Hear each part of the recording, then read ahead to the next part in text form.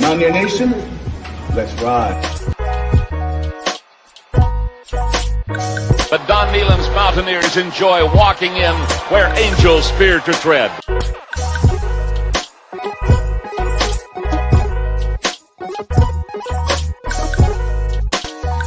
As the hills of West Virginia resound with the sounds of WVU football.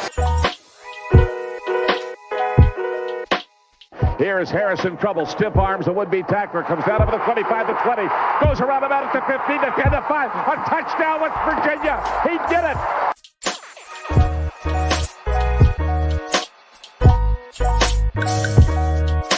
Takes the Slater one-on-one with the defender. Look at Pat White. West Virginia football. You know what that's about. They don't know what it's about.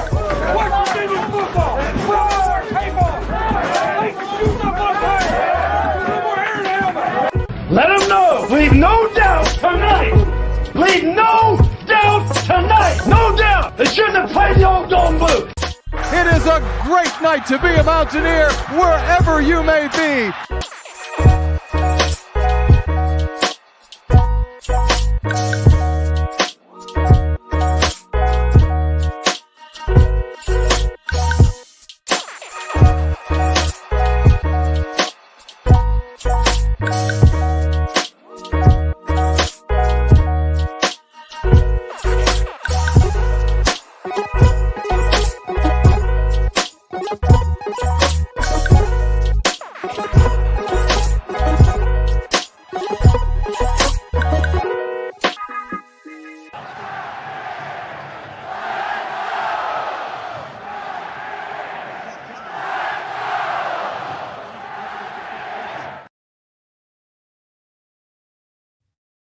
What's going on, Mountaineer Nation? Welcome into our first Q&A live stream, I guess, of the 2023 WVU football season, you can call it. Going to do these as long as spring practice is going on, so about a month's worth, just like we do during the fall season. When fall camp starts, we do them every week. And then, of course, throughout the season, try and do them every week as well, because, of course, we drop our podcast episodes, but then we like these Q&A streams to kind of get a chance to chat with you guys. And then this week now with spring practice starting, we've had press conferences from both offensive coordinator Chad Scott, defensive coordinator Jordan Leslie. Neil Brown had a press conference.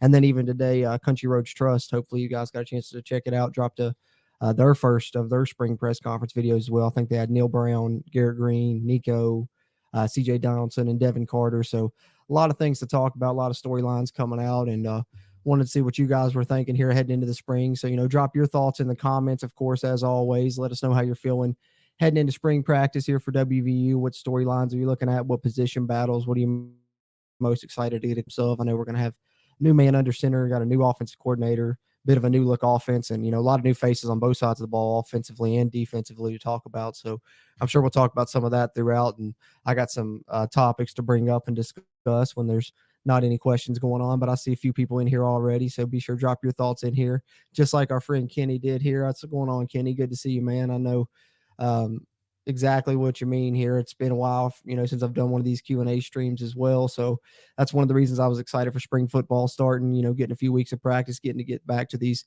Q&A streams and talk with you guys a little more. I've missed that now. And I know it's still a few months away from football season officially starting, but the spring kind of gets you that little bit of a taste and get you ready for it. And then you only have a couple months to wait until fall camp starts. So I always enjoy spring football as well, because you get, your first glimpse of your new look of your team, especially this year's West Virginia team, how different it's going to be. I think the spring is going to be really fun. Excited to get up to the spring game, see what's going on there. I got some things done to make his wife and his lives a lot easier. Well, that's awesome, Kenny. I'm glad to hear that then, and hopefully see you around here for all these Q&A streams now moving forward. I always appreciate your engagement. You're always coming back, and we appreciate that here for sure, and enjoy talking, Mountaineer sports with everybody for sure. So always enjoy talking with you too, Kenny. But having said that, while some people flutter in here, if you are in here live, drop a like on the video. If you're watching us on a playback, do it as well to really help us. And if you're a WVU fan, be sure and subscribe to us. We're going to have a ton of Mountaineer sports content coming out here throughout the spring into the fall. Basketball roster is going to be shaping up. We're going to have, content out about that. And, of course, we always have a ton of WVU football content, news updates, roster updates, recruiting updates, and then, of course, our podcast episodes as well. You can find them on our YouTube as well. So Silas, what's going on, man? It's been a while. How's it going, man? Let's go Mountaineers. Indeed, Silas. Good to see you too, brother. Uh, excited to talk some West Virginia football, man. What are you guys thinking here about the spring? What's your thoughts going in, Silas? I know this team doesn't have high expectations by any means, but I think the one thing I'm excited about is there's a lot of new pieces that's going to be involved. You know, new quarterback, new offensive coordinator, probably a new look offense. As Kenny says here, he hopes we're going back to an RPO offense. Kenny, I think that we definitely are. I mean, I've made a video in the past, of course, that's been about a month or two ago now, talking about how I was reading the tea leaves thinking we were, and then everything they've said so far in these press conferences in the spring has all but confirmed that. Even I think Chad Scott, it was his press conference, was talking about the quarterbacks, making the read on their read option plays. So they certainly are doing it in some aspect. Absolutely. They have two quarterbacks now that are dual threats. Neil Brown mentioned that, and that's, something that's got me excited about this year's team. I know, like I said, they may not have a lot of expectations, but I, for one, am excited because I love when West Virginia has a quarterback that can run behind center. Those offenses are always great. And I think they will be going to an RPO offense as far as the way I've been stating it, and I think this offense is going to resemble a lot, is the 2016 West Virginia offense when Dana Holgorsen had Skylar Howard, Wendell Smallwood running all over the Big 12. I think Wendell Smallwood led the Big 12 in rushing that year. Skylar Howard did a good job running the ball, and they mixed RPO, read option plays, quarterback run plays with some, play action deep shots as well, and, still used air raid route tree in their passing concepts. And that's kind of what I'm expecting from West Virginia this year. And I think they've gotten some guys on the outside and at receiver that kind of play into that as well. If they're going to, try and use some play action and take some shots down the field. Devin Carter, the transfer they got in from NC State, I think he's a guy that can do that because he can go up and get the ball, and he's fast for his size. And then Davis Mallinger, who they just recently moved over to the offensive side. We know he's one of the fastest players on the team. Been playing defensive back, his first year or two here, but he's out for the spring. We won't know about him until fall camp. But Jeremiah Aaron's pretty quick in his own right as well. So I think, maybe, in my opinion, they definitely will be using some RPO, and I'm expecting the offense to kind of look a little bit like that 2016 West Virginia offense if I'm, reading the tea leaves personally. Kenny says, hope so. We've had most of our success with that offense. I agree, Kenny. That's like I said, that's one thing I'm excited about, having a dual threat quarterback again and not being as predictable in the run game. You don't know if our quarterback's going to hand it off, pull it, and then you also now can have the RPO passes off of that. So it's going to be nice. Silas says he's excited to see Nico develop. Yeah, as am I. I'm actually thinking about getting me a Nico jersey before the start of the season because I always try and re-up, get each a white one, a gold one, and a blue one, possibly even a gray one now since they've been having the grays as well. I like those, but I try and get one, get 4 different players that are playing, that season. So all the ones that I've had, for the past couple seasons all moved on. I had a Sam James, had Dante Stills, Darius Stills. So I need to get some new ones and re-up. I'm considering Nico as one of those options, but I'll digress on that. But speaking of Nico, personally, I think he's going to be the starting quarterback this season. I know they're saying it's going to be a battle and they're not going to name anyone until fall camp. I know there's been reports about Nico, so, maybe those being what they may, but I think just personally, I think that that's who I'm expecting. They, didn't bring Nico in here to not start him, as high regarded as a recruit as he was. If he's ready to go, I believe it'll be Nico. So I'm excited as well. We haven't had a guy that's that highly regarded in a long time. And, either way, if it's Nico or Garrett, we're going to have a quarterback starting behind center, though it's a high school recruit. I'm super excited about that. It's been a long time since we've had that as well. The last one, officially, I think was Paul Millard, because I believe he started that 2013 season. He began as a starter in that game against William and Mary, I think is who we played. But, really Geno Smith, because that was the last extensive starter, if you're not counting Paul Millard, and Ford Childress got a starter too that season as well. So it's been over a decade now, really, or at least a decade since West Virginia started a high school recruit at quarterback. So it's going to be interesting whether it's Nico or Garrett, but I'm excited about both their dual threat capabilities. If I had to pick one right now, I'm going Nico personally. Kenny Evans agrees. He says he can't wait. Bring on Nico. He will be awesome. Yahoo. I agree, Kenny. I think so too, man. I'm really excited about Nico. And, you saw it even in that game against Oklahoma State. He didn't do a lot stat wise, but he does what I expect Nico to do. I think he's a winner. He's a gamer. He's going to get in there and he's going to find ways to get you wins. And, speaking of the 2016 offense, Skylar Howard's a guy. I know he's taken a lot of heat from the fan base in the past. I've personally always been a fan of him. He's probably my all-time favorite player. I know that's probably a controversial statement to some, but I love that guy's heart and his grit, and I loved him, the whole time he was here. But that's one thing he found ways to do is win games, and sometimes you get guys that are just gamers, have a little bit of it factor to them, and they're winners. And I think the one thing I've seen from Nico is that he has that will to win and has, the grit and the ability and the IQ to be able to find the way to win. And you can look at that, back in high school, we had that one game where they were down big on national TV against Bishop. Gorman led them on the comeback, threw up on the ball, threw the game-winning TD, got the 2-point conversion, got them the big win there on national television. And, I'm sure he did that throughout his high school career. That's just the one game that we really got to watch nationally here on the east side, with him being over on the West Coast coming from Arizona. So I think, looking at that in high school and then looking last season when he got a chance to get in the 2 or 3 games that he did, specifically the Oklahoma State game, he really helped West Virginia get that victory and seal it there in the second half after Garrett Green put us ahead in the first half with that long, nice touchdown run. So, I'm not ruling out seeing both those guys play as well. I think if it is Nico, like I ultimately believe it will be, I wouldn't be surprised to still have some packages for Garrett Green. I think he's a guy they want to try and keep involved in the offense in at least some capacity so they can try and keep him around, because you don't really want to. And I also think that's why I know Brown's saying that they're going to extend the decision until fall camp, because you don't really want to pick a guy here in spring, because we know the next transfer portal window opens up in May after spring ball. That's when some guys are liable to transfer out, hit the portal before, get into another program before summer and fall camp. So you don't want to name a starter and risk losing one of those guys this season, because you really don't want to run with a first-time starter and then the only people you got behind him is a true freshman and Sean Boyle, and then all preferred walk-ons other than that, because the only 3 scholarship quarterbacks West Virginia has on the roster are Nico Marchiol, Garrett Green, and the true freshman Sean Boyle, who enrolled early here for the spring. So it's definitely going to be interesting, but I've got a lot of hope for Nico as well. So I'm excited about that one.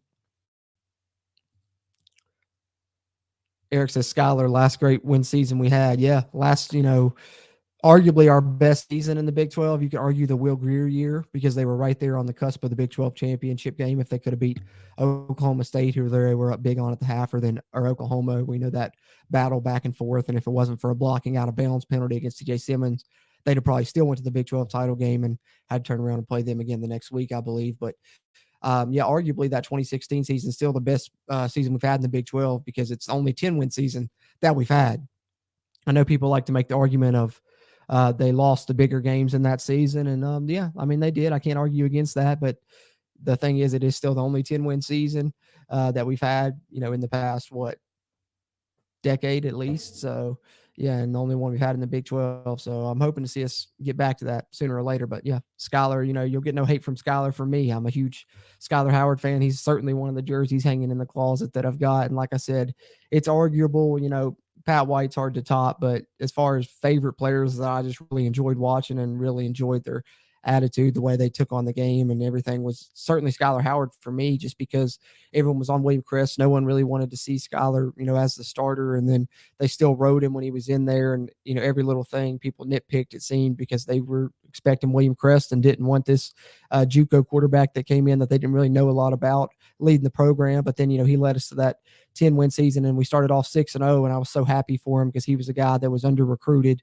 from Texas, didn't get recruited by any of those Texas schools. And the one thing I will say about him is that year in 2016, not only was it a 10-win season, but he beat every single one of those Texas schools. I remember we beat Texas, TCU, Baylor, all of them. We owned Texas that season, and I'm sure that meant a lot to him coming from Texas. And I just loved, the grit. He used to say he didn't just have a chip on his shoulder, he had a potato on his shoulder. And so I just love that guy's heart. And, that's why he's one of my all-time favorites, and I'll defend him till the end. But of course, I just got off on a tangent about that. But, that's what this Q&A streams are for. You never know what's going to come up. I appreciate the comments, everyone.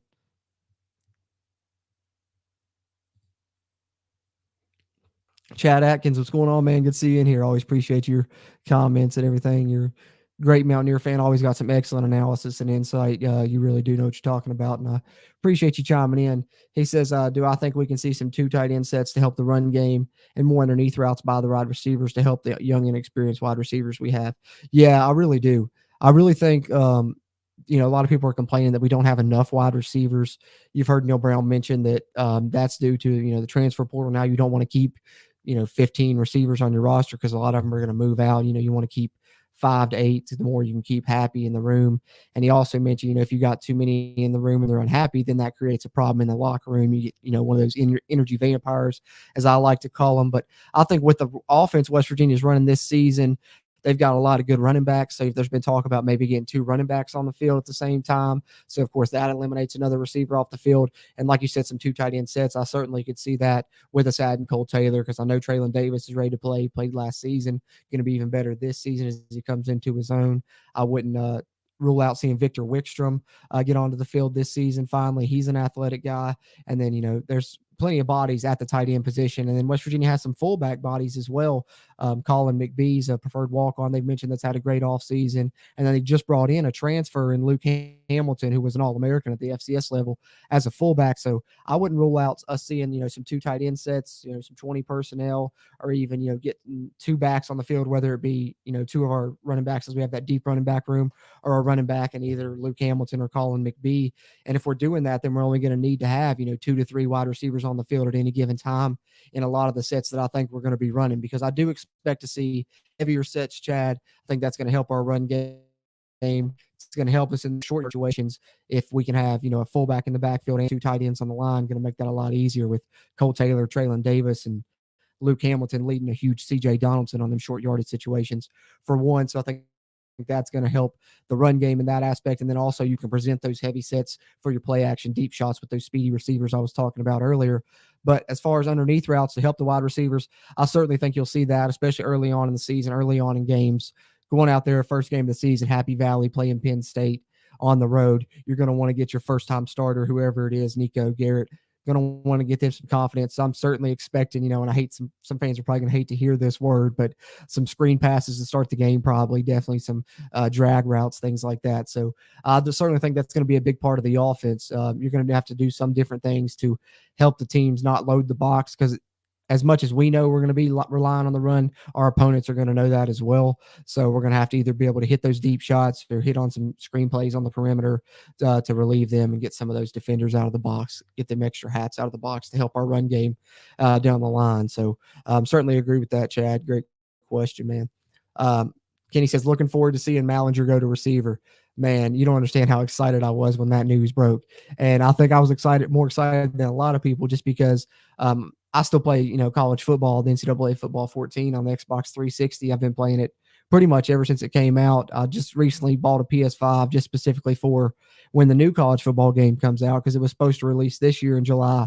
They've pushed it to July 2024, but I've still been playing the NCAA football 14 game, and they update the rosters every year. So every year since Davis Mallinger came in, which I think was about 2 years ago, I believe it was 2019 or 2020 class that he came in, if I'm not mistaken. But either way, I digress on that. On my dynasty on there in the offseason, you can do position changes.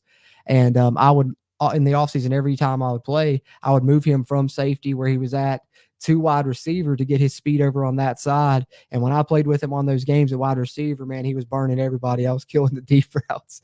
So personally, having made this move already in the past, it was almost like a wish fulfillment thing for me to see them do it in here now in real life. And Neil Brown announced that. Certainly that was the thing that really had me the most excited out of his press conference. And I think it could be a good move. We'll see what happens. Like I said, he definitely has more experience as a wide receiver. It's what he played in high school, and he's really a burner. We've lacked explosiveness at that position in quite some time.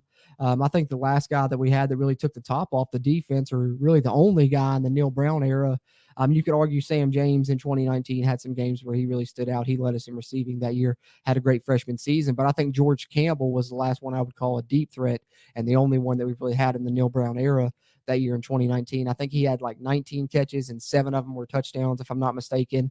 And on those 19 catches, he had nearly 500 yards and only 19 catches that season. So just showing how much they were targeting him deep. I know he had a couple plays that were at least 80 yards on the season. And I think the comparison to him that I've heard is Devin Carter, the wide receiver we just brought in from NC State, could be the truest deep threat we've had since George Campbell. So, with Devin Carter able to take the top off the defense, and then Davis Mallinger, once he's healthy, like I said, don't expect to see him in the spring. He probably won't be healthy until the summer. But I'm super excited about that one, Kenny. Definitely I had to get off of my tangent about that one, because like I said, I've been doing that move on NCAA for a while now. Mikey says, let's go Clemson. Yeah, man. I like I said, any college football fans are welcome. I'll try and touch on a little bit of whatever in these Q&A streams for sure. So, and I know I follow some other teams' channels and stuff, and of course, me and you've been friends a long time, so I know you've always loved Clemson. Even back before they were any good, you loved Clemson. So, I can't.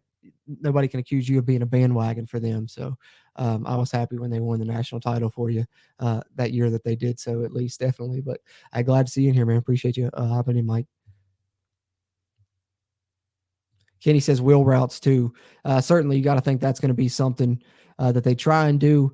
The only thing is, it just depends on how the offensive line is with their pass protection. Certainly, I think they're going to continue to be improved. This offensive line is going to be one of the most experienced in the conference, and maybe one of the most experienced offensive lines in the country. Last year, I think they showed how good they were in run blocking. I think the pass protection was questionable at times. I think a lot of that was maybe the things we were trying to do, some of them slower developing plays. So in order to do the wheel routes, they're kind of a little bit more long developing as well.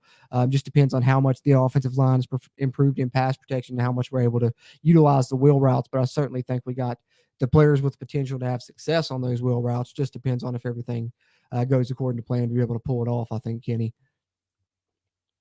Sal says 360, nice. That's the last console I bought too. I have one of the old NCAA games too. Hey man, they're still great. I don't know if you got if you're on Xbox or play. Oh yeah, you said 360. Yeah, I mean if you're online, they still got online dynasties. Like I said, they still update the roster. You can download. I don't know if they got the 2023 one out yet, but they certainly got last year's 2022. I've been playing it. I think I stopped playing it like maybe for a year. I think maybe like 2016, 2017. I didn't play it much because I'll just continue to play it offline myself after they, after about 2014 or whatever year it was that it came out. And then about 2018, I learned that people were still having online dynasties and stuff. So that's when I hopped on and, started playing it pretty much religiously again. I had the Xbox One at the time, but once I started playing that in the online dynasties, I didn't play that for about a year. Sold the Xbox One back in 2019, I believe, and the 360 is the only console I'd had until then. And then back in December, my fiance got me a PlayStation 5 as a surprise on Christmas. So that was awesome, and because she knew I'd wanted it for this upcoming year when I thought college football was supposed to come out, but it's not. They pushed it back a year, so it's coming out July 2024. But yeah, definitely, I'm going to be on there. I love those college football video games. It's my favorite video game ever. Like once it comes out, that's probably the only game I'll be playing until the next one releases in the next year. That's just I can play it nonstop. I don't ever really get tired of college football. I've been playing Madden right now in the meantime on the PlayStation 5, and it's not quite the same. I'm ready for the college football to come back. Eric says backfield should be strong and also some speed on the receivers. Yeah, I'm excited to see what this team can do in the run game. We have a really deep backfield. We know that there's a lot of talent there. I'm just, got my fingers crossed we're able to keep most of them around following spring. Jalen Anderson and C.J. Donaldson are personally my two favorites, but Justin Johnson and Tony Mathis are certainly no slouch in their own right. But my dark horse for the year is Jaheim White. He enrolled early. He's here for the spring. I think he gives us speed that we haven't had in the backfield in quite some time. We haven't really had that home run threat in a long time, that Noel Devine, Tavon Austin, Steve Slayton type of player. And I can make those comparisons because if you go watch the signing day video live stream that, WVU football did, Jed Drenning made that comparison. He compared Jaheim White to Steve Slayton. Very similar size, both about 5'10", 180, 190 coming in, and similarly recruited 3-star players. And I really like Jaheim White. I think despite the fact that he's a true freshman and despite the fact that we know we have a loaded backfield, I think Jaheim White's going to make some noise this year. I expect to see him on the field. And as far as speed at receiver, absolutely. Devin Carter, I think, is fast and tall, can go up and get the ball. Jeremiah Aaron, I think, is really going to come into his own. We've seen those JUCO players. The second season around is really once they, start coming into their own. So he's going to be, I think, a little bit, the game's going to slow down a little bit more for him this year.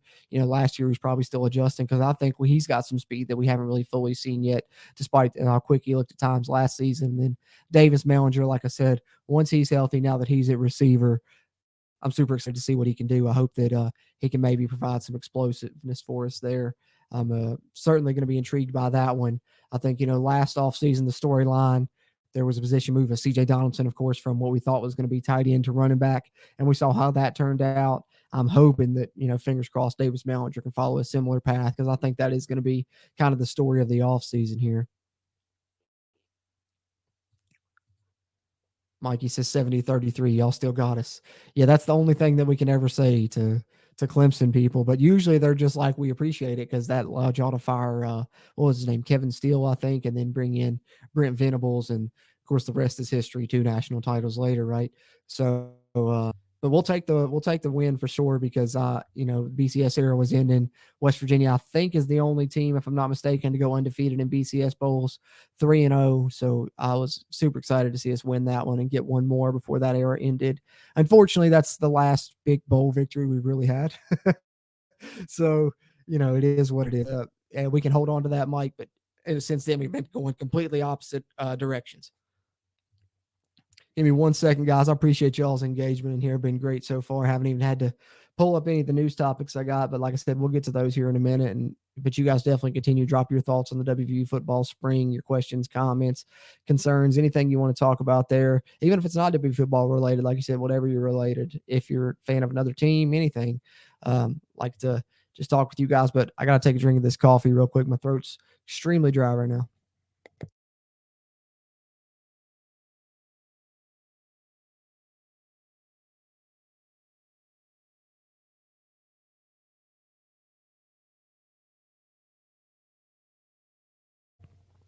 Oh, that's better. Much better. Chad Atkins says he also sees the FCS kid use the H-back. He has good speed, but I watched film, and this guy has great hands and can block. Yeah, I think so too. I think it's that right now they don't really, because they haven't really ever used fullbacks. I don't even know if because the only fullback bodies they've really had are that Colin McBee, who was a preferred walk-on. I think last year was his first year here, if I'm not mistaken. And then bringing in Luke Hamilton now, they're the only fullback type bodies that they have. Everyone else is more of tight end build, and so they just kind of have them in the tight end room. But I agree with you. I certainly see them using him more in an H-back type role as well, and maybe using them kind of interchangeably. But the thing that I like about it is getting able to have both of those on the field. You can have a guy in the backfield and still have 2 tight ends attached with you when you have those tight end bodies that we got in Victor Wickstrom, Traylon Davis, Cole Taylor, and then you got the couple fullback bodies with Hamilton and McBee. But I certainly think they have a plan for Luke Hamilton when they go out and get him like they did. I know he's only coming in as a preferred walk-on, but he was an FCS All-American. I think he's certainly going to see the field a lot. And the one thing about, having the threat that we have with the RPOs and the quarterback being able to pull it, like I said, on those RPOs, don't discount the fullback and the tight end sneaking out in the flat for those little, quick peek passes, pop passes. And like you said, Luke Hamilton's certainly a candidate for that. If you're running the read option and having success with it, he's blocking for it all game. All of a sudden you slip him out in the flat, catches it real quick, and no one's around. He can pick up 30 yards. You see that happen all the time. So I love the fact that West Virginia has brought in a different type of player than we've had recently. I can't remember the last time West Virginia really used a player in that way, really. I guess maybe Trevon Wesco, they kind of split him or used him all around. I guess he was more of a tight end, but they certainly used him as a fullback at times. I think even the Jets moved him to fullback, if I'm not mistaken, in the NFL. Could you imagine him and Mallinger on the field at the same time? It'd be nice. We'll see. Hopefully Mallinger can move up the depth chart. I think that, West Virginia doesn't have a lot of receivers, but I think they've got quality in the ones that they do have because, if you're talking scholarship guys, you got Devin Carter, Jeremiah Aaron, Cortez Braham, now Davis Mallinger, and of course, now on scholarship as well, Preston Fox and Grayson Malashevich, but they're former preferred walk-ons. And then you also heard Neil Brown mention Hudson Clement, in his press conference as well, the former preferred walk-on. Like I said, I wouldn't be surprised to see him earn a scholarship possibly in the future as well. So there's definitely some quality guys there, I think, on the field, and more speed than we've had in recent years, I think, personally.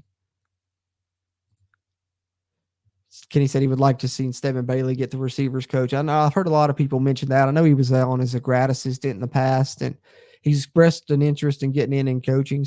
So, if it ever comes open again, I wouldn't mind to see him there as well. He was certainly one of my favorites. I'm hoping Bilal Marshall does a great job this year, though. I've heard he's been doing a great job working with him this offseason. I think Neil Brown mentioned he's kind of made it a competition of who can catch most passes this offseason out of the wide receiver room. So certainly they're working on the drop issue they've had in the past. But let me see if I can pull up this news story. I had an article pulled up here, which just kind of detailed the injuries this spring, heading into spring ball. Wanted to detail that in case you guys hadn't heard. yet of the players that will kind of be limited or out this spring. Continue to drop your all's thoughts, comments, questions there as always. Of course, I'll catch up on those momentarily, but one of these stories here. Let's see here. This is on Golden Blue Nation, I believe. Yeah, goldenbluenation.com. Just their article kind of talking about Neil Brown's press conference. It details the Davis Mallinger position move we talked about already. But what I wanted to focus on was the injury notes here. Mallinger, like I said, I think it's the one it's got here. If I can get it to stay where I want it to. Mallinger will not participate in spring practice as he continues to recover from the injury. They ended his season in 2022. Also on offense, Zach Frazier will be restricted during spring practices. Head coach expects him to practice, but he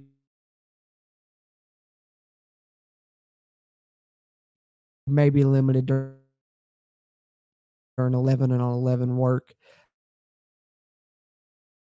Personally, they said he's just kind of recovering. He's not injured. I think they're just kind of trying to hold him out. No need to risk that they're going to work Brandon Yates at center. So they mentioned him playing more guard and center this year. So I think throughout the spring, kind of rest Zach Frazier. CJ Donaldson will be limited. Durson Malashevich be limited during the first week. CJ, if I'm not mistaken. So, but like I said, kind of same story. Zach Frazier, those are two guys you're really going to need to count on this year. No need to, run them into the ground in spring ball. Let the depth players get in there. On the other side of the ball, defensive linemen Zakai Lawton and Asani Redwood will miss the spring with injuries. Jalen Thornton limited. Brown said he expects about all of these players to be fully ready to go, full participants by summer workouts in June. So by the time fall camp rolls around, fingers crossed regarding as long as there's no more future injuries here in the spring, West Virginia should be fully healthy heading into fall camp, hopefully. We'll see what happens there. Definitely wanted to update that a little bit here. If I can get this. You guys know how my internet is. Let's see here.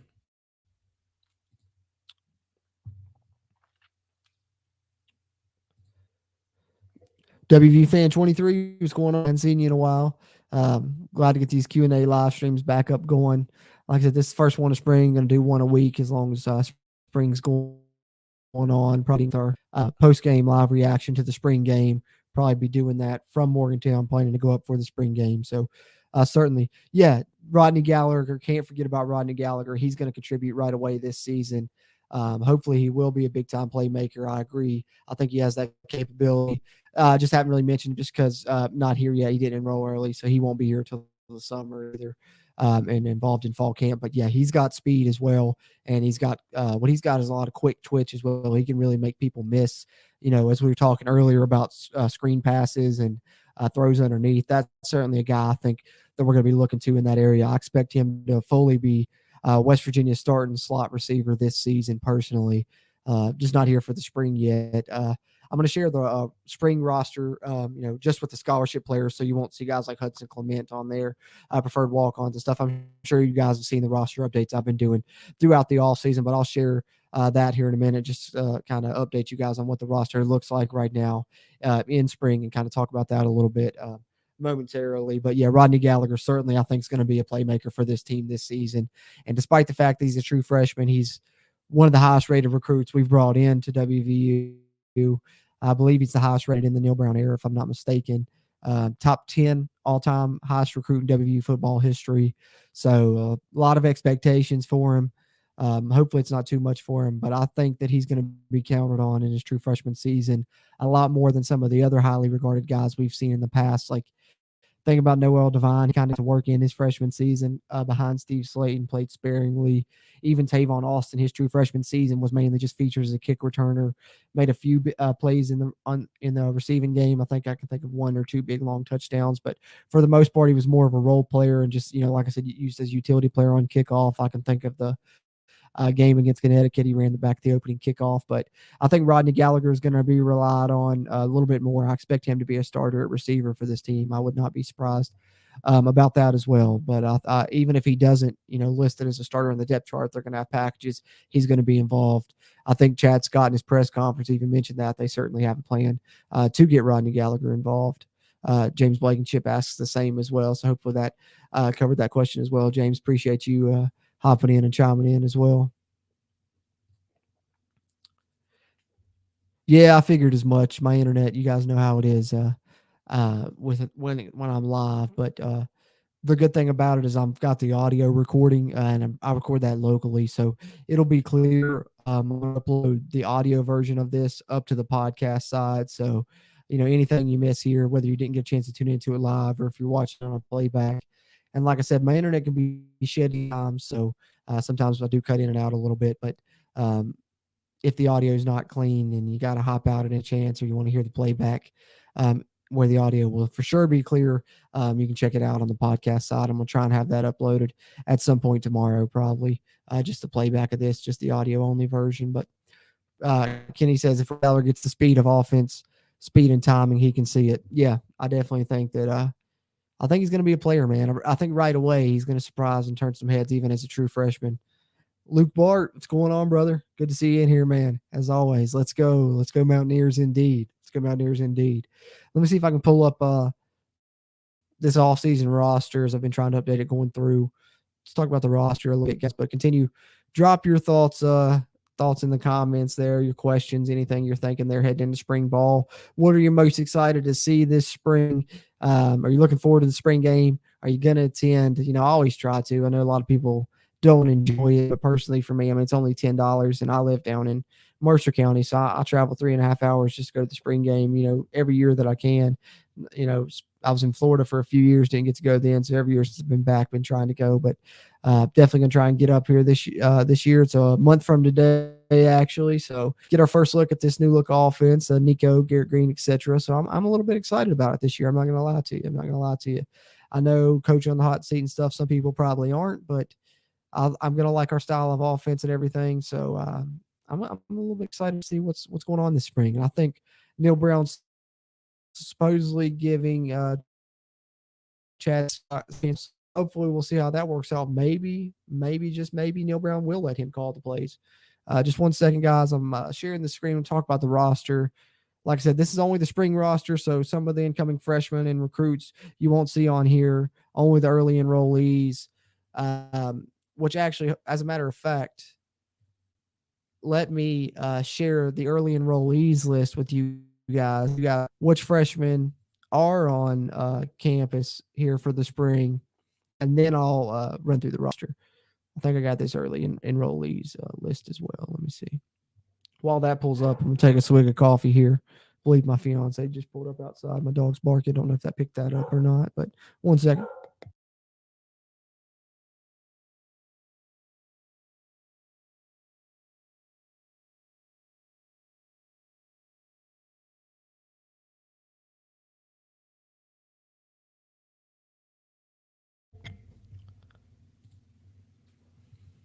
All right, guys. So as far as the freshmen, the incoming recruits that are here for spring football, now that spring practice has started, apologies if my mic's picking up my dog barking there outside my office. I don't know if it is or not, but he'll stop momentarily once my fiance comes in. I'm sure that's probably what it is. He usually barks, but it could be anything. He barks at any car driving by or person walking by the window. It's hard to tell, but anyway. I digress on that. The early enrollees that are here for spring football for West Virginia, like I said, quarterback Sean Boyle, the third scholarship quarterback on the roster. He's here early. Jaheim White, who I talked about a little bit earlier, running back that I'm super excited about.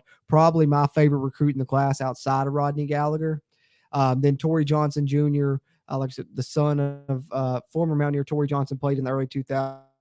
Running back for Virginia. TJ, though, is a wide receiver / tight end. I actually think they might have him listed as a tight end on the official roster. Don't quote me on that, but I think they said that he could play either or. They're thinking he's going to grow into a tight end. We'll see where he ends up this year. Johnny Williams, very big offensive lineman. I believe he's 6'8" through 315. If I'm already coming in as a true freshman. He's on campus for the spring. James Hurd, who I think, Neil Brown mentioned that they believe he is potentially the best pass rusher, pure pass rusher that they've brought in since they've been at West Virginia.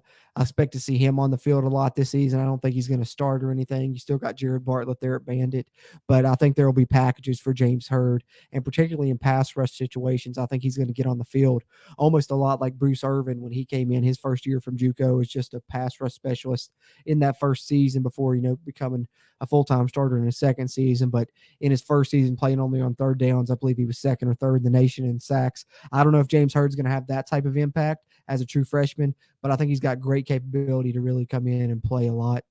And then the two linebackers, Ben Cutter and Josiah Trotter, both on campus. And I think it's very good for West Virginia that they got on campus early here, enrolled early, and are going to participate in spring practice, because they mentioned both of those guys. I think it was Jordan Leslie in his press conference mentioned that both Ben Cutter and Josiah Trotter are probably going to play this season. I believe they're working Ben Cutter at the will linebacker position and Josiah Trotter at the Mike linebacker position. He's going to be the Mike of the future after Lee Koba moves on. Certainly, he might play a little bit of both right now, as he's going to be playing more of a reserve role, but I think both those guys will play right away. A lot of these freshmen West Virginia brought in this season are probably going to get some playing time this season. And then at corner, Josiah Jackson, one of the two Jackson brothers that West Virginia brought in the recruiting class, enrolled early as well. So you get another body in the defensive backfield, which West Virginia may still add to as well. Like I said, they still got a few spots to add transfers following the spring. Going to have that transfer portal window open up there at the start of May, as we know for sure. So those are the early enrollees. If freshmen are on campus for the spring, like I said, I haven't mentioned Rodney Gallagher because it's not on campus yet, but he will be here in the summer, be there for the fall for sure. Let me catch up with your guys' comments, then I'll run through the roster as a whole, talk about it a little bit, and before we get out of here. And I won't keep you guys too long tonight. Like I said, I know it's a weeknight. People probably got to work tomorrow and such, but hopefully I'm not cutting in and out too much here. Like I said, as I'm going live. Silas says, West Virginia internet, we get it. Yeah, I got Optimum, formerly known as Suddenlink, down here in Mercer County, and man, it's a doozy, but that's about the best I can get right now. They're supposed to be going fiber optic soon, so hopefully I can get mine changed. Maybe that improves it. I'm certainly resorting to all options I have, in the past. It's, believe it or not, it's better than it used to be due to the fact that my router is actually in here now. I'm hardwired into it.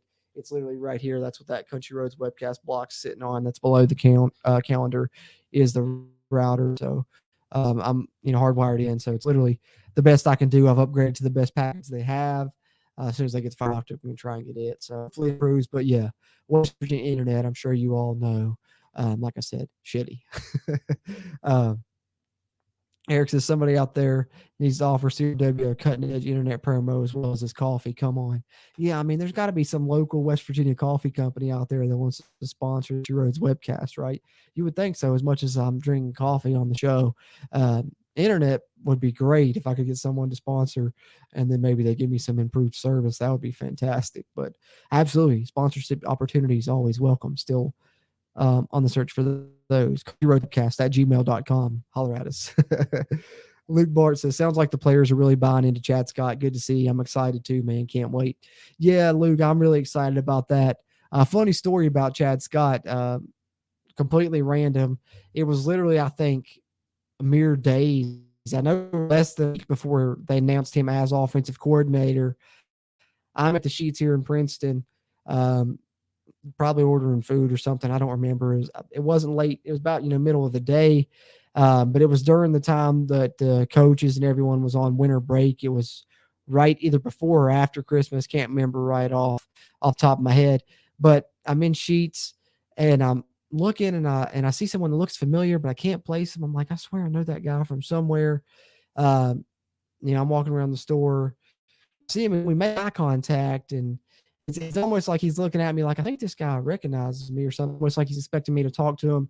Couldn't place him. Anyways, we go our separate ways. I see him walk outside with his family, and then I do what I'm doing, and I walk outside. And by the time I get to the car and talk to my fiance, it hits me in my head. I'm like, I think that was Chad Scott, West Virginia's running backs coach. She's like, what? I was like, yeah, I think that was Chad Scott in Sheets. And I'm like, I swear. And I pull up a picture on my phone, and I'm like, that definitely was him. And so I go onto my Twitter, there at Control WV on Twitter, and I tweeted out, I swear I just saw, Chad Scott at Sheets in Princeton. If I did, I'm regretting it now, not getting a chance to talk to, my favorite assistant coach on the West Virginia staff, because, I've mentioned for, all of last season that was the case. And lo and behold, of course, he liked the tweet. So it definitely was Chad Scott. Hate the fact that I didn't get a chance to speak to him, but, Coach Scott, if you ever see this, I saw you at Princeton Sheets, and I regret not speaking to you, but I'm certainly excited you got named offensive coordinator a few days later, and I'm hoping you get a chance to call the plays and we see what you can do this year. I certainly agree with you, Luke. The players seem to really love him. They love his energy. They're really bought into him, and personally, I love his energy, his attitude as well. He's up 5, 6 in the morning every morning, putting a great quote on Twitter. If you don't follow him on Twitter, you need to. He does some great quotes on there, but yeah, absolutely. Absolutely. I think that they're bought in. And like I said, it's going to be interesting to see if he gets a chance to call the plays or not. Hopefully he does. I know he's never had a chance to do that. So who knows if Neil Brown's going to fully give him the reins, but I know Neil Brown mentioned he's going to get a chance this spring, almost like an audition period, if you will. So hopefully it works out good for him, because like I said, he's been my favorite assistant coach on the staff, and I was excited if we were promoting from within. And it's not a lot of people wanted, and a lot of people think that we resorted to that as a last resort.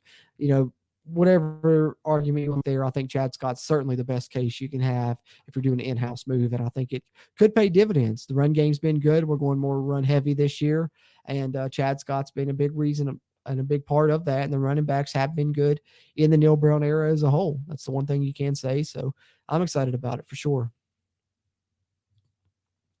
Need some Starlink. Time to call up Elon. Silas says, yeah, I need to get up Mr. Musk. We're close. I wish, but yeah, I don't know. Has anybody ever tried that Starlink? Is it any good? I don't know. I don't know if it is or not, but certainly I know, what is it? Xfinity. They're in Bluefield, but they're not in Princeton yet. They're supposed to be in Princeton soon. And of course, that's supposed to be fiber optic, supposed to be better.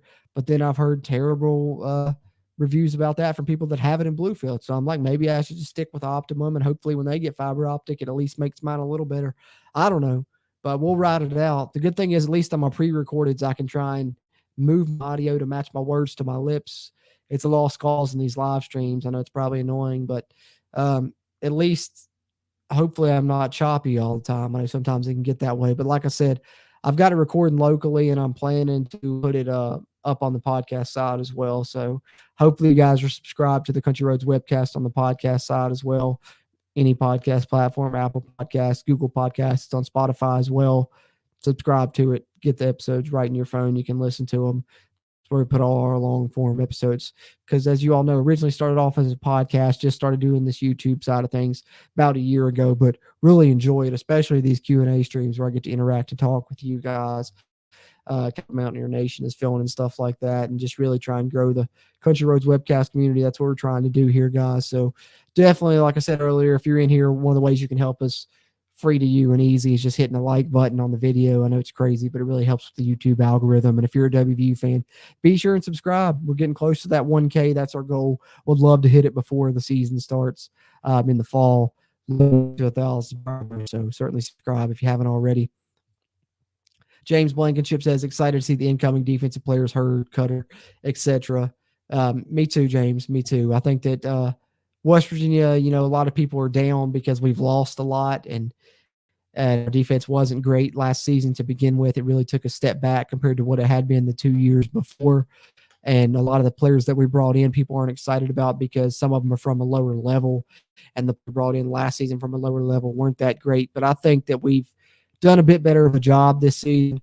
I'm excited about Hurd, Cutter, Trotter, the freshman, but I'm also excited about Montre Miller, the defensive back we're bringing in. I think that he's going to be a good corner for us. I think that we've brought in some good players that are going to help us. Day-Day Hawkins from Tennessee State flew under the radar as well. A lot of people were down on that one, but I think he could help us situationally on the defensive line as well. Speaking of those new players, let me pull up the roster here with you guys. Let's run through real quick. what West Virginia's spring roster is looking like. Scholarship players wise, like I said, some of the preferred walk-ins aren't on this list, and some of those I think have a good chance to contribute. West Virginia just brought in Tyler Kane, a linebacker from Navy, I think could contribute to the linebacker core. We mentioned Luke Hamilton earlier at fullbacks, preferred walk-on that I think could contribute this season. Hudson Clement, a preferred walk-on, a receiver that could potentially get some playing time. Dylan Ray, a preferred walk-on offensive lineman, I think is going to be potentially even a second stringer for West Virginia this season. He's got a chance to be in the rotation on the offensive line, but you won't see those guys on this list. Like I said, I'm only trying to keep track of the scholarship players, just make it easier on me when I'm trying to track the roster throughout the offseason. But right now, these are the players that are officially on campus, enrolled on the university's official roster and participating in spring practice. If they're not injured, but ran down those injuries earlier, I'd go back, check that out if you're wondering if any of these guys are out. The quarterbacks, as I mentioned, we know Garrett, Nico, and the true freshman Sean Boyle. Garrett and Nico going to battle until fall camp, as we know. Personally, I think it's Nico's job to lose. Running backs, loaded room, Tony Mathis, Justin Johnson, Jalen Anderson, CJ Donaldson, and the aforementioned true freshman Jaheim White, who I'm really excited about. All of those guys are really talented, I think. If you're asking me who's going to be running back number one, I don't know if there really will be one. I certainly expect it to be by committee. They're probably going to try and get as many of these guys involved as possible. They mentioned playing two running backs was a possibility. It just depends on how they can be a threat in the pass game if they need to split them out, and how they can block for one another and block on the perimeter. But they mentioned CJ Donaldson was doing great at all those things. So if there is a favorite to be running back number one, I think we could all agree it's probably CJ Donaldson. He has the highest ceiling, I think, of any of these running backs. But they are all very talented, and any one of them could have a breakout season. But I'm expecting C.J. Donaldson to have a super great season. Wide receiver, right now at the X, I've got Devin Carter and Preston Fox. Like I said, we're going to find out more about these positions the more we get into spring. Once we hit some scrimmages and stuff, I'll be able to move these around. Hopefully, maybe on the next Q&A stream, I'll be able to update this again as we know more. I think the first practice that's open to the media is tomorrow. So who knows? Maybe we'll have some news coming out from that. Maybe I'll drop a video. But if not, next week, either Wednesday, Thursday, Friday, whenever we do the Q&A stream next week, maybe this roster will be updated when we know exactly where everyone's going to fill in on these positions. But right now, I got Devin Carter and Preston Fox at the X wide receiver position on the outside. I certainly think Devin Carter has a great chance to be West Virginia's kind of go-to receiver on the outside this season. At the wide receiver position in the inside, I think Rodney Gallagher is going to start here once he gets on campus. But like I said, for the spring, I think you got Jeremiah Aaron and Grayson Malashevich. Grayson Malashevich going to be limited in that first week. JUCO Jeremiah Aaron, I think, has a good chance to break out this season as well. He's got potential as well. He's quick twitch and speedy himself, and I wouldn't foresee potentially sliding him to start at the H position once Rodney Gallagher is in at the Y, or just him and Rodney Gallagher splitting time there. I think they're both kind of quick twitch players that are fast that could play there. And then at the other inside wide receiver position, I think you'll have Deshaun Polk and Davis Mallinger. I think both of those are guys that can help you in the slot and on special teams. Davis Mallinger, who knows, maybe he plays on the outside. They try and get his speed there, but I like him in the slot personally. That's where I'm putting him right now. We'll see where he ends up once he gets around to playing in the summer and in fall camp. But he is here for the spring, of course. He's been here the past 2 seasons. They've already moved him over to the wide receiver room. They did that in the winter, but he's still recovering from his season-ending injury. But Deshaun Polk is certainly, I think, going to be the team's kick returner and punt returner this season. That's the main reason he was added from the transfer portal, coming over from Kent State. Him and Montre Miller, the defensive back as well, both coming from there. But Deshaun Polk could factor in and get some playing time at receiver as well. Will he start? I don't know. I think Jeremiah Aaron and Rodney Gallagher are going to be the inside receivers that play the most, but I wouldn't rule out seeing Deshaun Polk and Davis Mallinger get some playing time there. And then at the Z position, Cortez Braham, the other JUCO receiver that West Virginia brought in last year, him and Jeremiah Aaron playing sparingly both last season. Personally, I would have liked to see them play more last season. I think this season they're going to do a bit better. Like I said, those JUCO players in their second season can tend to come into their own.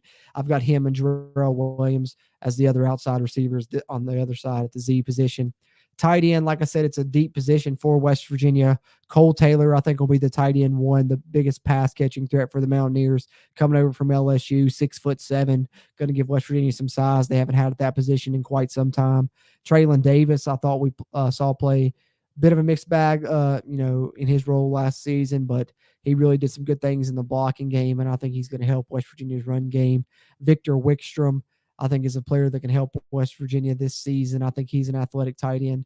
Will Dixon, we saw reclassify, come in early last year. Hopefully, maybe he's ready to play the role. And I mentioned TJ Johnson a little bit earlier. We'll see how much he can add as a true freshman, but enrolling early and being here for the spring certainly helps his case to be able to get some potential playing time this season. Offensive lineman, like I said, I think some of these are going to move around. Wyatt Milam certainly going to be the starter at left tackle. You also got Charlie Katarinchik and Donovan Beaver. Katarinchik, a redshirt freshman. Left guard, Thomas Remick, I think, will be the starter there. Redshirt sophomore, started the end of the last season for West Virginia. Ended up becoming the third straight true freshman All-American for the Mountaineers. You had 3 years ago, Zach Frazier do it. 2 years ago, Wyatt Milam did it. And then last season, Thomas Remick did it when he ended up filling in the latter portion of the season for James Committer when he decided to retire from football. Then you have Nick Malone there, who I think could contribute, but watch out for Mo Hamilton. He may end up being the actual second one in the two deep there. He's a really big guard that came in last season, redshirted, and is probably ready to contribute now. And I'm actually going to make a couple adjustments here on the fly with some of the things Neil Brown stated in his press conference. I hadn't got a chance to do this yet, but like I said, I think that throughout the spring, as they're saying Zach Frazier is going to be limited, I think we're going to see Brandon Yates get a lot of work at center. They said he's going to play more center and guard this season, whereas Jaquay Hubbard is going to more stick at tackle, and Doug Nestor could bounce out to tackle as well. I wouldn't be surprised, honestly, to see Doug Nestor start the season at right tackle. Last season, I know that in the first game, I'm going to slide Johnny Williams out here. I think he has potential to play tackle, and I need someone there for the there. But I think Doug Nestor, Neil Brown mentioned him playing some right tackle this season.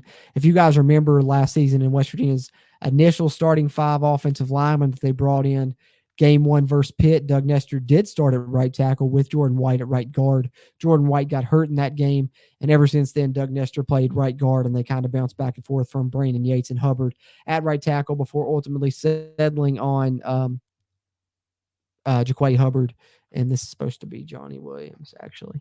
But I think one of the reasons we could potentially see Doug Nestor back at right tackle is just simply due to the fact that if Nico Marchiol ends up the starting quarterback, like I kind of have a feeling that he will, then Doug Nestor at right tackle would be protecting his blind side. You want somebody you really trust there.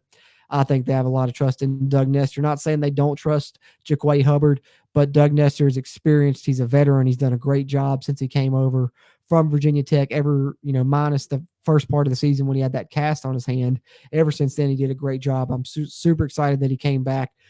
West Virginia, with their entire starting offensive line from last season intact, essentially, if you go across the board, Wyatt Milam, Thomas Remick, Zach Frazier, Doug Nestor, Jaquay Hubbard.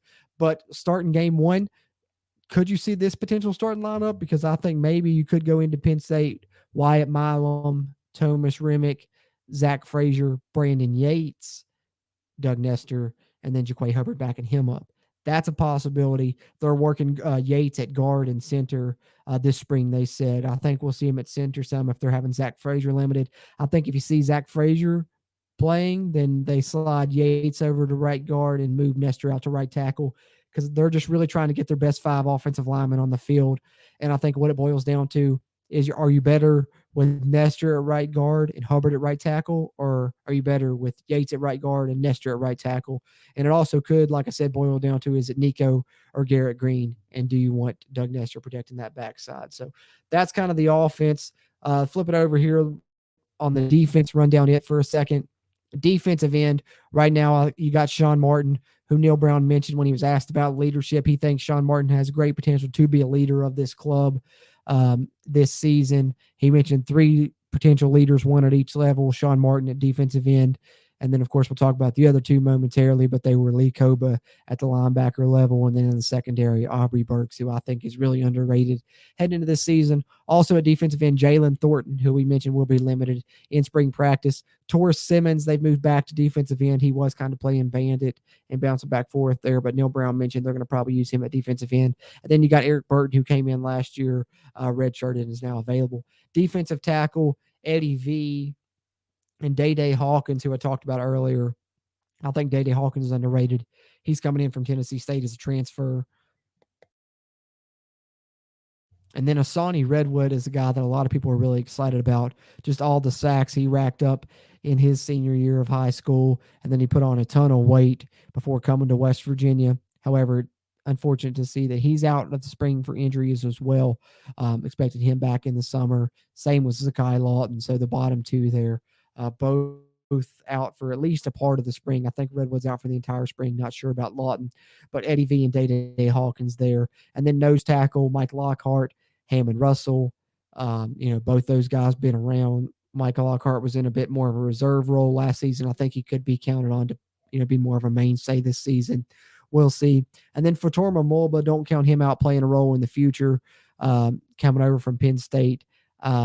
I don't know how much of a role he's going to play right away. We'll see, but I certainly think he has the ability to factor in. He's probably the biggest West Virginia has size-wise on that defensive line all around. So maybe even the strongest. We'll see about that. Braden Dudley there at nose tackle as well. And then at Bandit, like I said earlier, James Hurd's a freshman that I'm probably the most excited about on the defensive side. It'd be a toss-up between him and Josiah Trotter as far as the freshman I'm most excited about. But Jared Bartlett, apparently, according to Neil Brown, has had a really great offseason, so hopefully that pays off. We've seen him have bright spots in the past. The Virginia Tech game a couple years ago stands out when he had 3 sacks in that game. Will linebacker, actually, it was mentioned, which I think he could bounce back and forth between the two, but it was mentioned that Lance Dixon is still currently playing here at Spear. So let me make that change. That came out of Jordan Leslie's press conference actually this week, that they're working him because the question was asked about who was working at Spear this spring. David's over the offensive side. I also have Raleigh Collins and Christian Stokes there. We'll get there momentarily. But Will linebacker, I think that this is open for somebody to play there. Like I said, Josiah Trotter may potentially play between Will and Mike, but I wouldn't be surprised to see Trey Lathan as West Virginia starting Will linebacker this season. Highly touted freshman last year, one of the higher rated recruits that West Virginia brought in, 4-star guy. And then Jairo Faveras, one of the international players on West Virginia's roster, could be finally ready to contribute now. But Ben Cutter, like I said, I think he plays this season. I love his potential. He could be a future tackling machine. He just kind of reminds me of those Reed Williams guys, those Nick Kwiatkowskis that West Virginia's had in the past that really just are ball hawks, have a great nose for the ball. I don't know how much he'll contribute as a true freshman, but I don't think he'll redshirt. I think he'll play this season. Just depends on if it's in a mainstay role or a reserve role. But I think he could factor into that competition there at the Will linebacker spot. I think that's for grabs, as is the Spear position, if I'm being honest. There is a transfer that we know has committed to West Virginia in the past in Keyshawn Cobb, but for whatever reason, he has not been added to the official roster. He's not been announced in an official announcement by the university.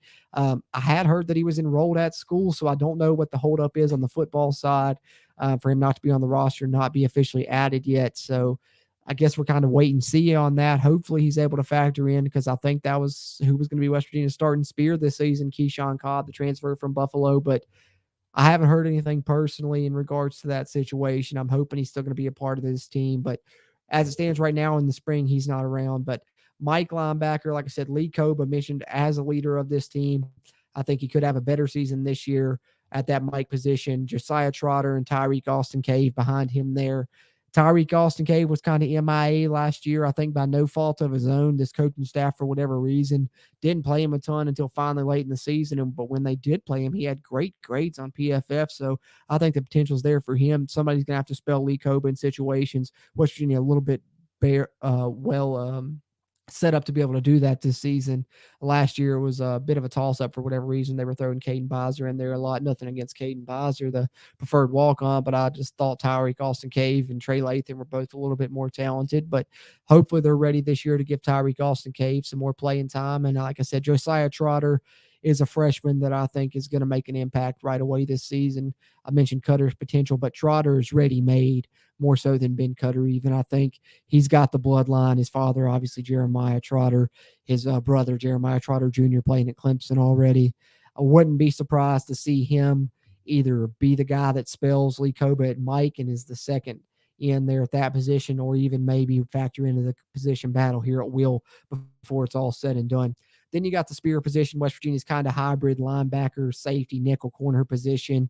And I think a lot of this is going to be based on fit. Jordan Leslie mentioned as much that they have different body types that can factor in there. When you look at the three I have listed here, you got Lance Dixon, who's more of a linebacker style body, and then Raleigh Collins and Christian Stokes. Stokes more of a safety type body. Collins maybe more of a linebacker hybrid.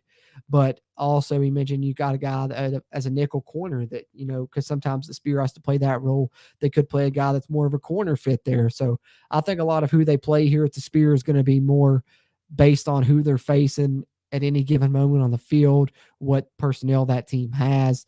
But as it stands right now, I think Lance Dixon's probably going to be the first one you see run out there if you're talking about a starter at the spear position. But I think Raleigh Collins has great potential. Christian Stokes, I don't know if he's going to play spear or not. He might factor in one of the other safety positions. I've got him here right now. Like I said, this roster will change as we learn more once practice is open to the media, once we get some spring scrimmages in the books and stuff like that. But defensive backfield, I'm sure this is what everyone's interested in. It's going to be a battle for these starting cornerback spots. Personally, I think Montre Miller is going to have one of them. That's just my personal opinion.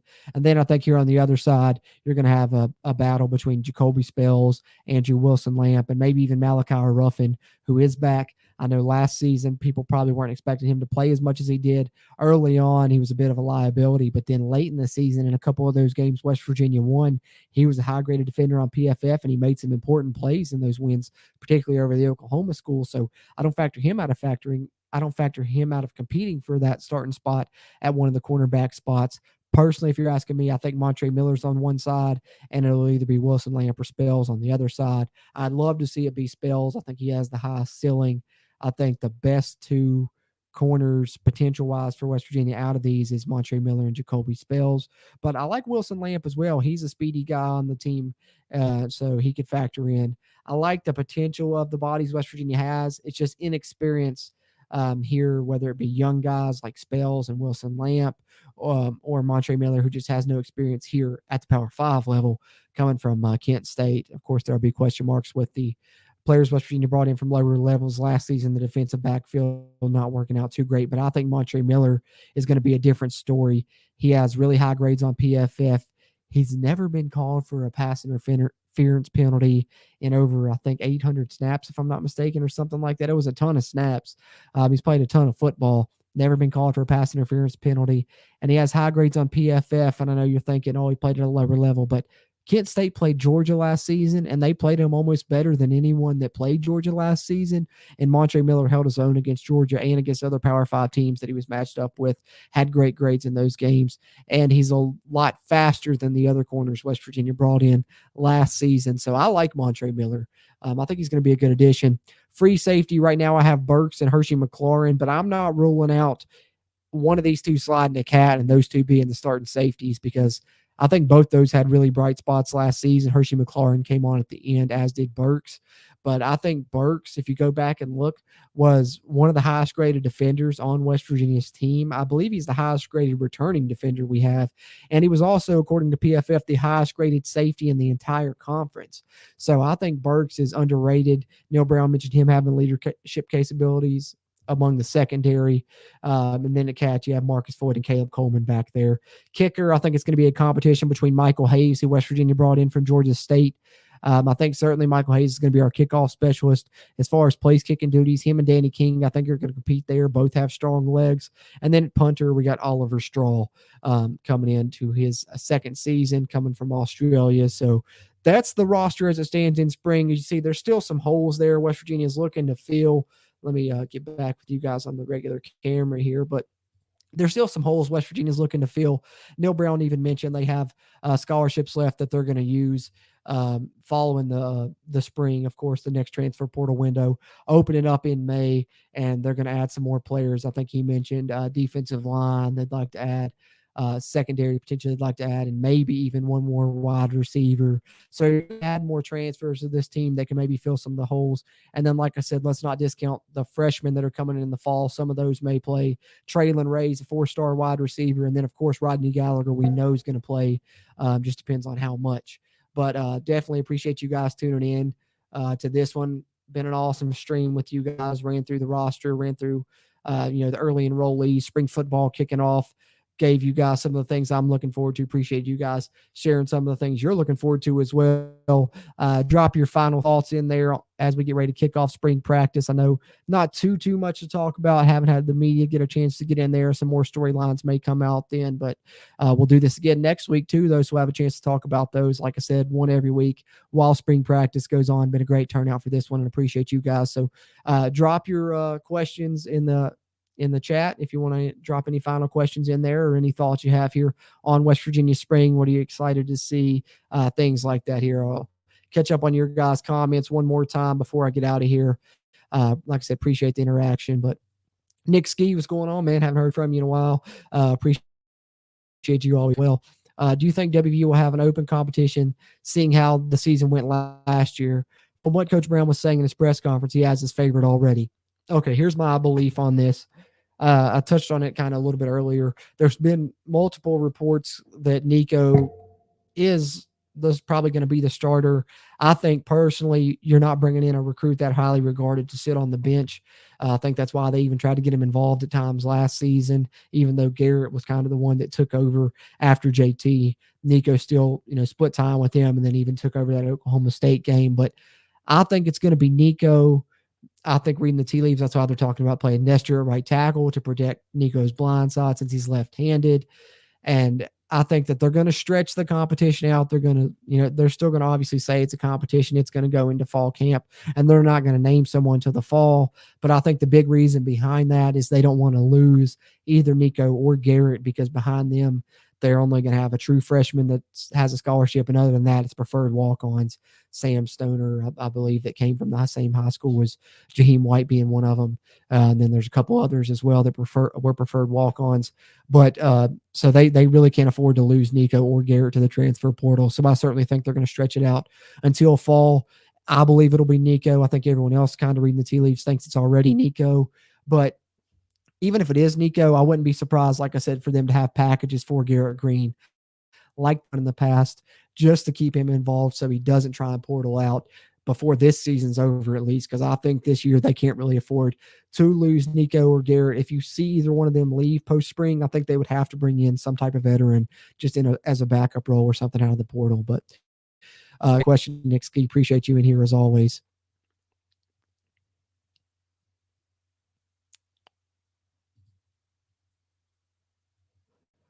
Let's see. Kenny Evans, can you get live interviews with players on here? I've done some interviews in the past. Usually it's, throughout the all season. I'm got a couple that I'm going to try and get to here. It's kind of the dead period is what I like to call it, kind of after spring football, before you get into fall camp, just throughout those summer months. Last year is when we dropped our interviews. We do our interview series. It's called Coaches. I'm going to try and get in touch with some more there, but I haven't ever had any players on from the current team, actually. I haven't really reached out and asked, because I think right now it's probably more of everything with NIL. They're going to want you to pay. And not that I wouldn't be willing to do that. I'm just saying I haven't done that, just because with NIL, it's kind of complicated that here, since I first started the podcast, that wasn't around, but here in the past couple of years it has. But I have done interviews with former players.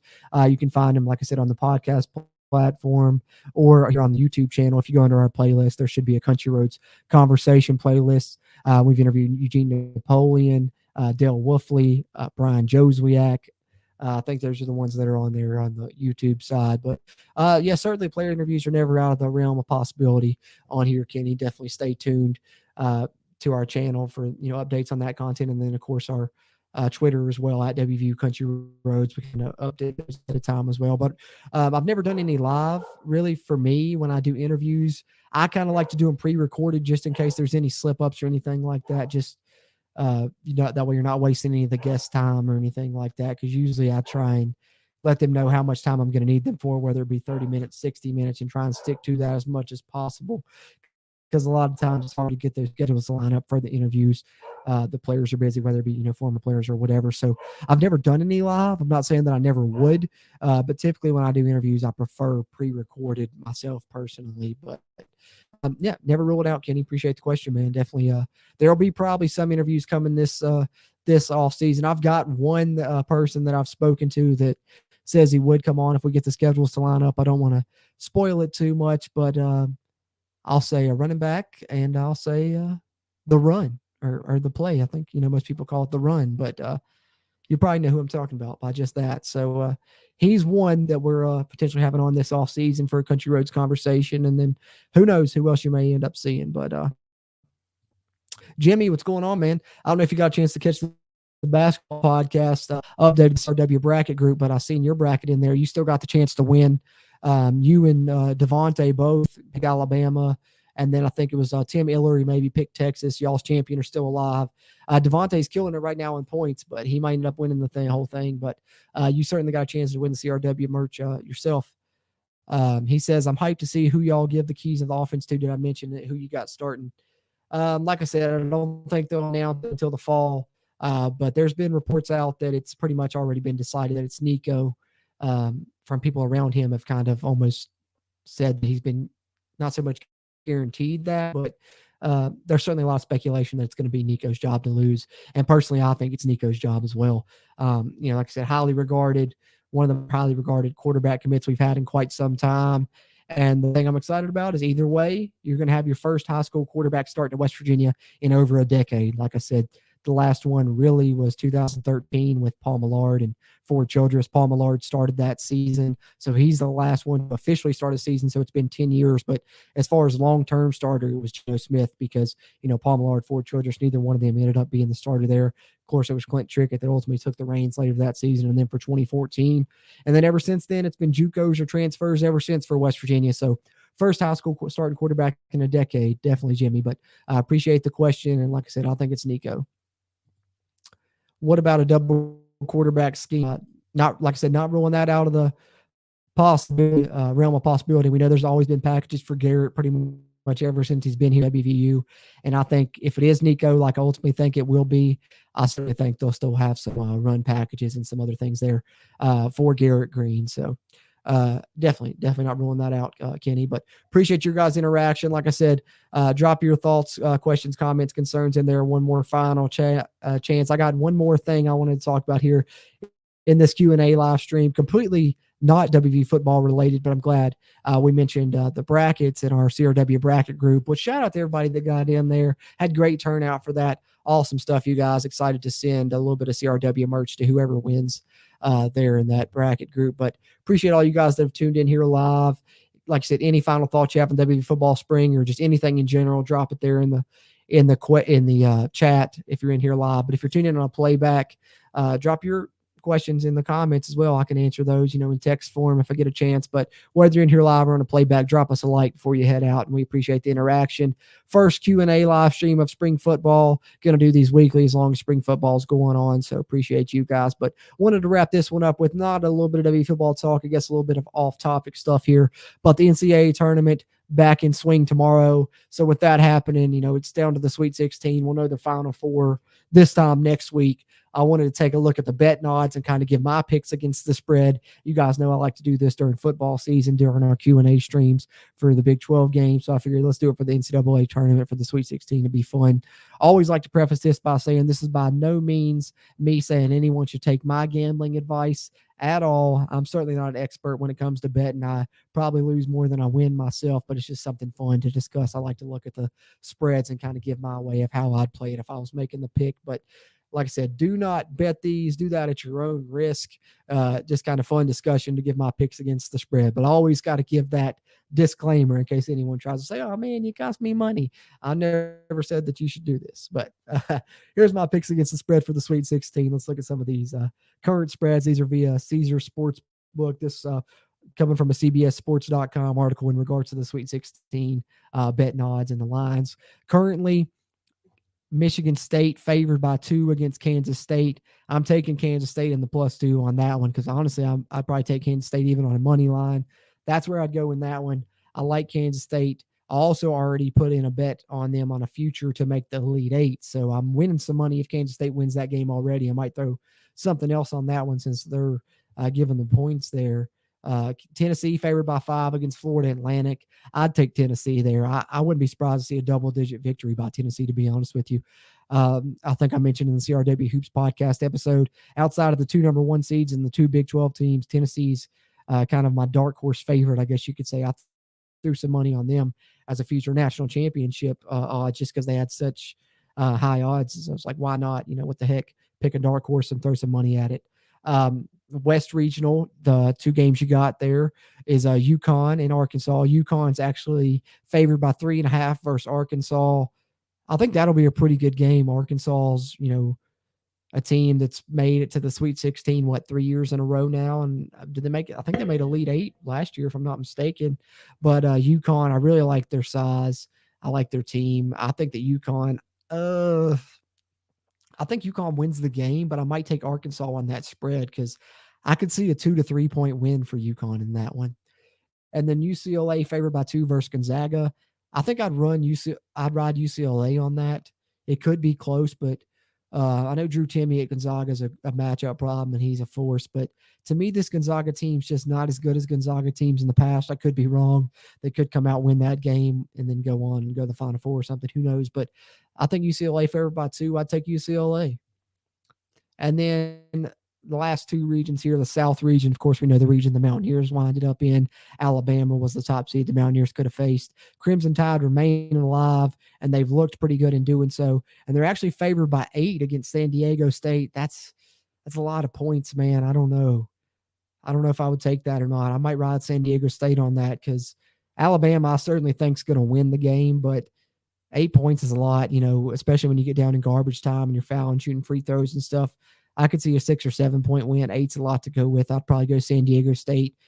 Creighton versus Princeton, same. That's a wide spread. I might take Princeton on that. And honestly, with that wide of odds, I'm going to look at Princeton's odds on the money line just because when the odds are high on the money line, I'm liable to throw just a couple dollars at it because you can throw, $2 or $3 at it and win $50 with the high odds like that. And with the wide spread, you're probably talking about Princeton being, plus 600, plus 700 on a money line. I know last week FDU versus FAU was plus 700 on a money line, and I threw $5 at that. Of course, FAU ended up winning, but FDU played them pretty close down the stretch. I was cheering for FDU, and if they'd have won, I think I'd have netted like $55 or something like that. So, but definitely, I'd stay away from both of those probably just because the spreads are so wide personally. But if I was picking one to cover, honestly, I think that Creighton might cover that 9.5 more than Alabama would cover that 8. San Diego State underdog for sure. Houston -7 versus Miami. I'm taking Miami there to cover that. Houston probably, I would say, wins the game, but I think that'll be a close game. I like Miami a lot. I think personally the reason I like Miami is just Jim Larinaga, the coach there. He was the coach of George Mason when they made that Final Four run I guess that's been a long time now, but to me, it doesn't feel like that long ago. But in the early 2000s, when George Mason made that improbable Final Four run, and I think he's been at Miami since then, but he's really got them clicking in recent years. I think they could give Houston a good game. I think Houston wins, but I'd take Miami +7. Texas favored by 4 against Xavier. I'm riding Texas there on the -4. I think Texas wins that game by at least 5 points probably. Texas right now is probably my favorite to win a national title. I think that they got a great chance to do it. I like their team a lot. I think, if it's not one of the number 1 seeds, like I said, I like the 2 Big 12 squads, Texas and Kansas State. I don't know, Kansas State and Tennessee are certainly my dark horses. Kansas State with the first-year coach would be crazy to see them go all the way. But I like Texas. Rodney Terry stepped in since Chris Beard left, and they haven't missed a beat. So, yeah, certainly I'd take Texas -4. I'd take that. But just wanted to close with some, I guess off-topic NCAA tournament talk with the tournament kicking back up tomorrow. We're getting back to the Sweet 16, but there's my picks against the spread there. Went a little longer with you guys here. I've enjoyed these Q&A streams, of course. I'm glad to see them back here with the start of spring football. I appreciate you guys turning out. Eric says, pulling for Neil Brown, a little nervous, but hope he don't let us down. Yeah, exactly. I'm on board with everyone else that was, last year that felt like we maybe should have moved on and gone a different direction. But now I'm one of those guys that, of course, is always glass half full. So I'm pulling for Neil Brown to get it turned around this season. Hopefully fingers crossed he can do it because, like I said, he's a great guy. We all love him. We love everything about him besides the fact that he hasn't won football games. So if he can do that and turn things around, awesome. Yeah, I'm in his corner as well. I'm always for whatever's going to benefit WVU. I'm never going to root against us. Hope we find a way to win this season. Hopefully, Neil Brown's able to turn some things around. Appreciate that. Some great news. Kenny found out today we could conference to partner with betting, the first one, talking about the Big 12. That would be awesome. That would be awesome to see. I know I saw the Big 12 partner with the NFL to have a Big 12 Pro Day starting in 2024, if I'm not mistaken. That's pretty cool. Instead of each individual team just having their own, they're going to have a Big 12 Pro Day with all of the prospects looking to go to the draft, able to compete in a Big 12 Pro Day conference-wide. That's pretty cool. And yeah, speaking of the conference, I'm super excited to see that this season. That's another storyline that, of course, we'll talk about more when we get closer to the fall. But we got all the new teams in this year. Still got Texas and Oklahoma, this being their final season before they head out. West Virginia not playing Texas this season. They will play Oklahoma. But West Virginia is one of the only two Big 12 teams that's playing all four of the new conference schools. So I'm excited to see us, play Cincinnati and UCF, some teams on the East Coast. And then, of course, Houston, the storyline with Dana Holgorsen, wish that one was in Morgantown. But that's going to be interesting. And then get BYU in Morgantown, at least don't have to travel all the way out to Utah, so that's nice.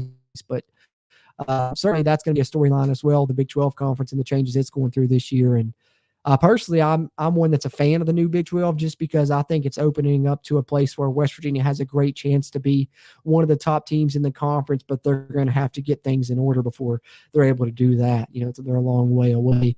This year's got to be the first stair step to that trajectory, but with the remaining teams in the new Big 12, I think West Virginia matches up great with a lot of them. But having said that, guys, that's going to get ready to wrap us here on this first Q&A stream of the spring. Like I said, expect these once a week, probably either Wednesday, Thursday, or Friday will be the day to do them on. Stay tuned to our Twitter there at WVU Country Roads. Let me take away the banner so you guys can see it on the screen.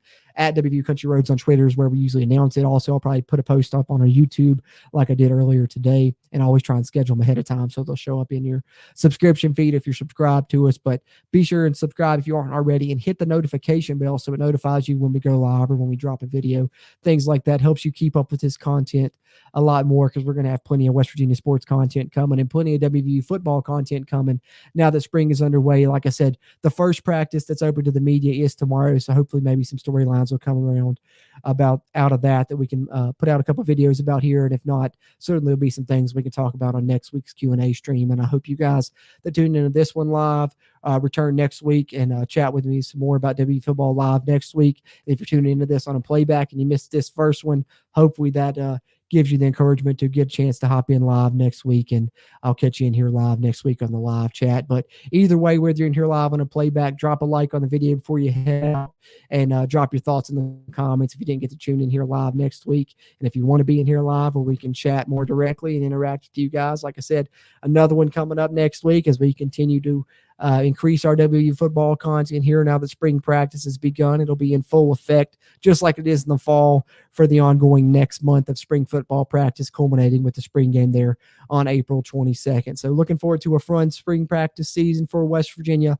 A lot of storylines we'll have to talk about. New look offense, new coordinator, new quarterbacks, a lot of new pieces all around. Super how it all turns out, and excited to talk about it with you guys all along the way here. Appreciate the interaction as we continue to try and grow the Country Roads webcast community throughout Mountaineer Nation. Good night, everyone, as Kenny says there. Good night, Kenny. Good night, everybody else that was in here live. And looking forward to the next one, guys. As always, I'm Jordan Cruz, and until next time, let's go, Mountaineers.